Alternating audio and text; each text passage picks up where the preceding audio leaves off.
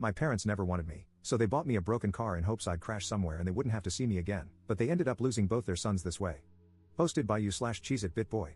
My parents' favoritism towards my older brother, 20M, was always obvious.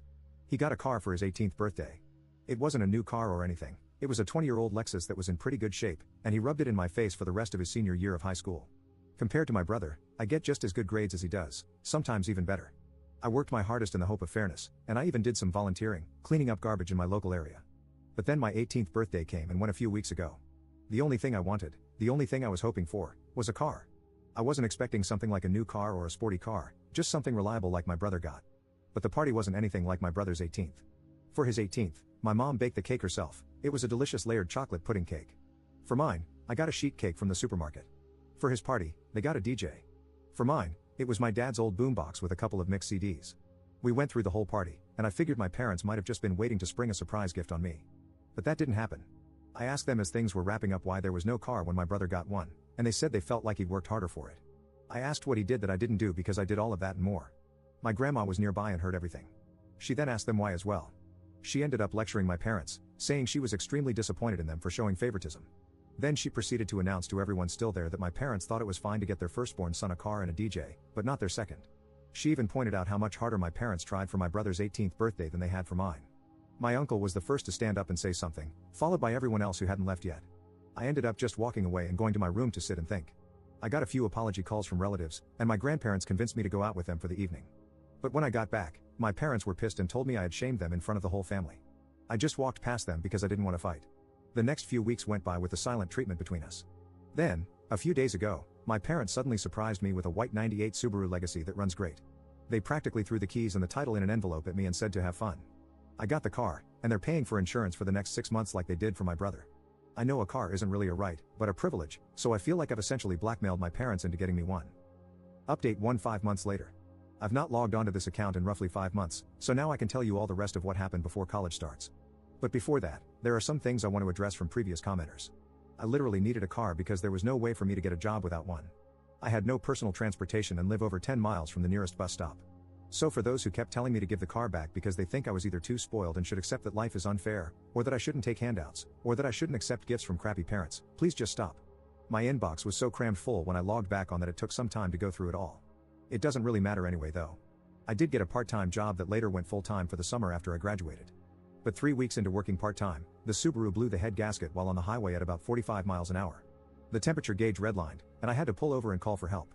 My grandparents took a look at the car and found that someone had run a lot of gasket sealer in it, and it was still in the coolant. The car was basically band-aided back together before my parents bought it and was then barely hanging on by a thread. It drove great, and I was never pushing the car hard as I'm kind of a slow driver. My parents claimed no prior knowledge of the problem, but their only real reaction was to shrug and say it was karma for making them get me the car in the first place. That was a mistake because my grandparents were right there to witness it, and they tore into my parents like none other. My grandma told me to go wait in my room and let them sort it out. It was 2 hours before I was called back into the living room. My parents were on the couch and looked like they'd been metaphorically hit by a truck. My uncle and 2 other relatives were there now too. My grandparents had gotten it out of them that when they bought the car, they just looked for the cheapest thing they could find close to the area that still ran and bought it, no questions asked. They didn't even bother to inspect the car, let alone properly read the ad for it. My uncle, who knows a thing or two about cars, told me that the engine would basically need to be rebuilt because the head gasket warped the block, and it would cost more than the car is worth to fix it. I had to call into work and tell them I was unable to make it in because my car was fried. They understood and basically put me on a sort of unpaid leave for the moment. Now, I want to point out that I had no involvement in what happened next.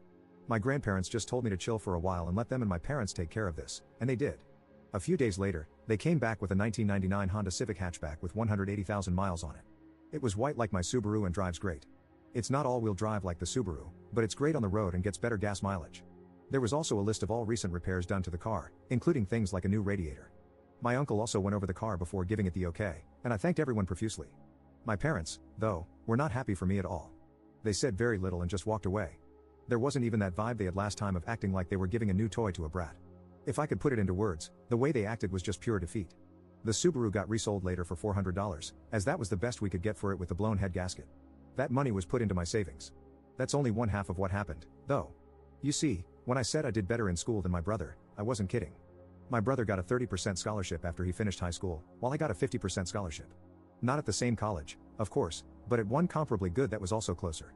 To say my parents were shocked is an understatement. Of course, they just both looked unhappy as soon as the shock wore off. I decided it wouldn't be a good idea to poke the bear by asking them about it, but my grandma thought otherwise and poked that bear, and I mean really poked it. First, she asked if my parents were happy for me. They claimed they were, but it really didn't show in their attitudes. So my grandparents finally asked what their problem was. Why did they dislike me? Their second son was doing great, even exceeding expectations, and they can't be happy about it? Did they want me to fail? Were they hoping I'd fail? What is the deal? My mother looked really upset, and my father couldn't look me in the eyes. They both meekly said they were happy for me and managed to say they wanted me to take the world by storm when I go to college. They even said they'd help pay some of my tuition as well, just like they are for my brother. My grandparents sharply said that they had better keep their word because there should never have been any favoritism, period. I thanked my parents for their help, received a light, if not limp, handshake from my father, and a very stiff hug from my mother. It all felt so forced. I was and still am extremely thankful for the car and the tuition, but my parents just drained the room of all emotion. I ended up asking if my grandparents knew what it was that made my parents act this way. I asked if I was an accidental pregnancy or something. They gave me the "it's time we told you" look. Well, I'm not adopted like so many asked, but I was unplanned. Sort of. You see, my parents wanted both a girl and a boy but got 2 boys instead.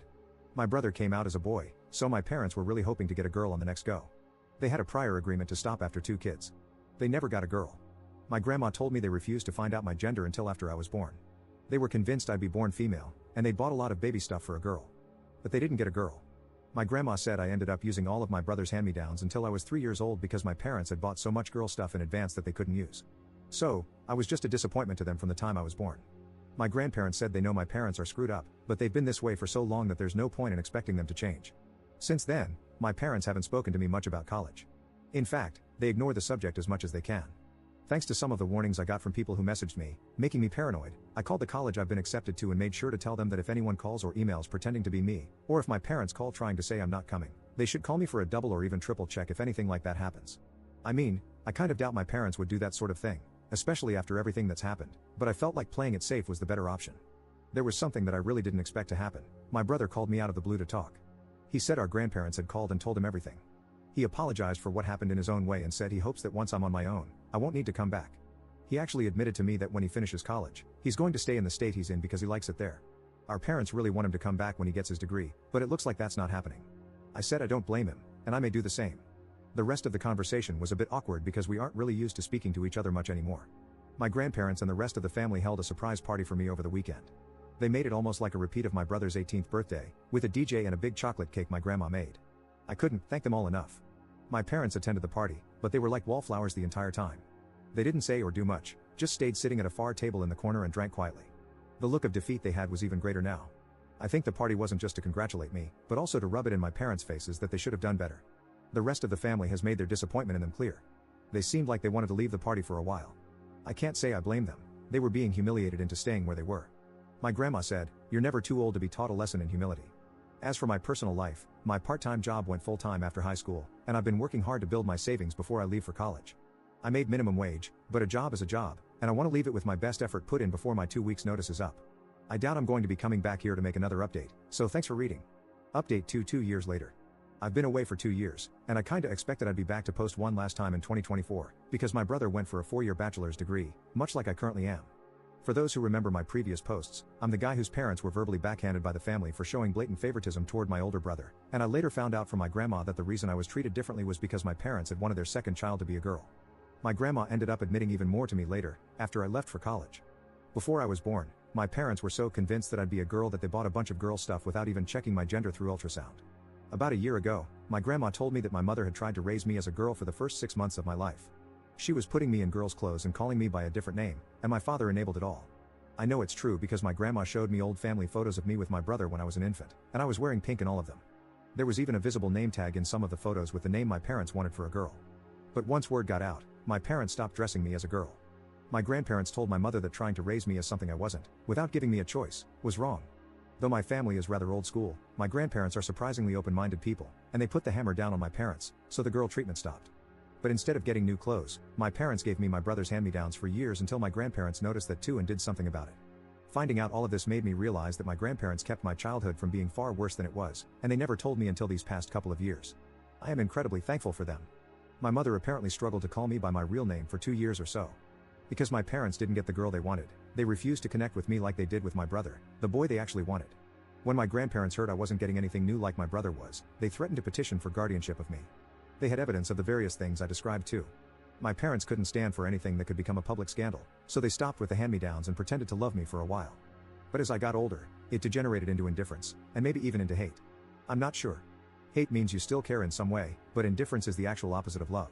I just know my parents couldn't accept that their favorite son wasn't the best at everything compared to their unwanted son. Since I moved out, they've barely interacted with the family. They threw themselves into work, partly because the rest of the family forced them to contribute to my college, like they did for my brother. But also because, to them, working was the only thing that gave them a reason to tell everyone to leave them alone. My grandma suspects they've even slept in their cars a few times to avoid coming home. I only saw my parents at Christmas at my uncle's house for the past couple of years, and they barely even spoke to me. Now that I was living my best life away from them, I guess you could say they'd stopped bothering to act like I was their son. They don't want me anymore after the family humiliation they feel they'd suffered, even though they know they brought it on themselves. They've become workaholics who do little else. My grandmother told me my bedroom is basically exactly how I left it on the day I moved out. My parents have not even gone inside my room, but they kept my brother's room clean and ready for the day he'd finally come back home after college. Well, that didn't happen. They flew out to see him for his graduation and had a big celebration with him. I was not invited to go, not that I could afford it. But my grandparents went along, and they gave me the details. My parents were still convinced my brother would be coming back home. That's when he awkwardly told them he had already secured a job through an internship he'd done the past year and had found an apartment of his own too. My father became furious, and my mother lost her mind crying and begging him to come home. But he refused. You see, these past 2 years, my brother and I have reconnected a bit. He found my Reddit account and called me. He wasn't angry, just wanted to talk. He admitted to me that our parents put him through a lot as well. Our mother absolutely smothered him, especially when I wasn't around, and our father was quite strict with his expectations.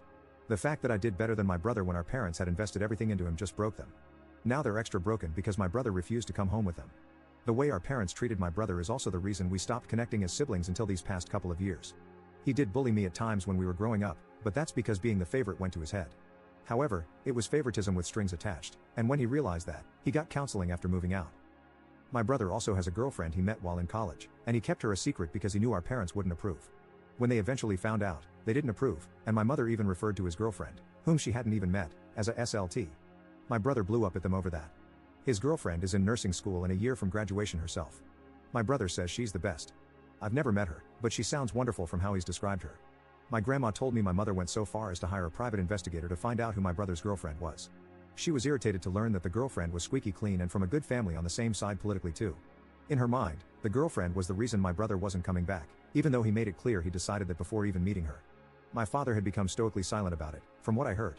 However, my mother let it slip to my brother that she'd hired a detective, and my brother gave our parents a piece of his mind. This led to a whole argument about how they gave him everything and how he was ungrateful for not coming back. But he called them out, saying that being the favored child is abuse too because they nearly made him like them. Hearing that broke my parents. My brother told our grandparents, and they staged another family intervention, one I was even involved in through a video call. My parents tried to ignore me, but even my brother told them to talk to me. We all told them enough was enough. They have 2 sons, and they needed to start treating us fairly. They had let something as idiotic as not being born the gender they wanted ruin their love for me from day one. Pardon my language on this next part. My father hit his breaking point and yelled, "You want us to admit we effed up?" Well yeah, we did. What do you want us to effing do? Effing time travel? We're paying for part of his effing college too. What more does he effing want from us? Things ended very poorly in that intervention. My mother cried and said she was sorry to me, but I still didn't feel her heart was in it. She didn't spend much time apologizing to me at all before moving on to my brother through the phone he was video calling from. She spent a long time crying and apologizing to him until he told her to go back and actually apologize to me like she meant it. That's when my father grabbed the phone and shut it off. Then he just sat down and told everyone to leave. The last thing my grandparents said to my parents was that they were so disappointed in them, and that maybe losing both sons would show them they should never have favored one. Right now, my parents are not on speaking terms with the rest of the family. My grandma heard a rumor they might be planning to move, but they have a paid-off country house and great careers. I feel like they'd be fools to move, but since my brother isn't going back and I'm likely not either, I suppose it's not really an issue. I kind of doubt they'd welcome me if I came to visit after all the crap that went down. I am still thankful to them for helping pay for my college. My student loans were significantly reduced, thanks to them. But as parents, I think we can all agree they just didn't do a good job.